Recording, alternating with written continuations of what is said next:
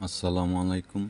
আমি মোহাম্মদ আলিম আল রাজি, সি ক্যাটাগরির ফার্মাসিস্ট, আদ্রিতা মেডিকেল হল, পশ্চিম মোল্লার tag, Dakshinkhan, Dhaka.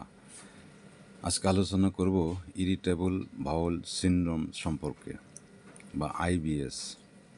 Irritable bowel syndrome বা আইবিএস বা বিরক্তিকর মলাশয় সিনড্রোম একটি সাধারণ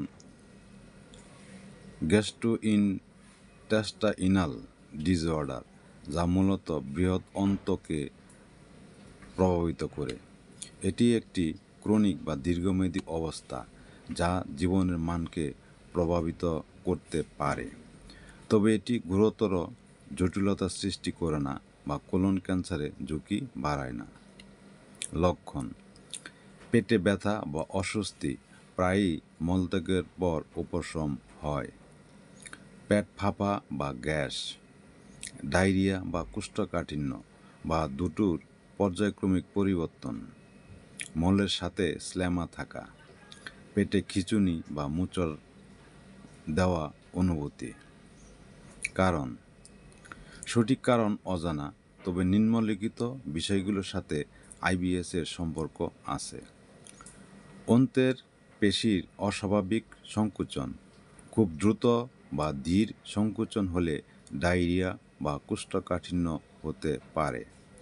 স্নায়ুতন্ত্রের অস্বাভাবিকতা, মস্তিষ্ক ও অন্ত্রের মধ্যে যোগাযোগ সমস্যা হলে পেটে ব্যথা বা মলত্যাগের অভ্যাসে পরিবর্তন হয়।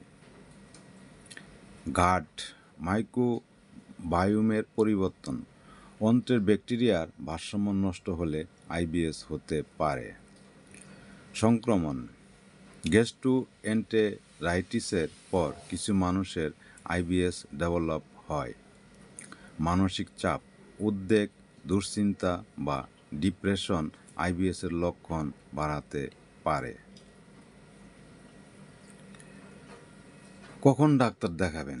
ওজন কমে গেলে, রক্তশূন্যতা বা মলে রক্ত থাকলে, রাতের বেলা ডায়রিয়া হলে, পরিবারে কোলন ক্যান্সার বা সিলিয়াক ডিজিজের ইতিহাস থাকলে। আইবিএস একটি পরিচালনযোগ্য অবস্থা। সঠিক ডায়েট, স্ট্রেস কন্ট্রোল এবং প্রয়োজনীয় ওষুধের মাধ্যমে বেশিরভাগ মানুষ স্বাভাবিক জীবনযাপন করতে পারেন।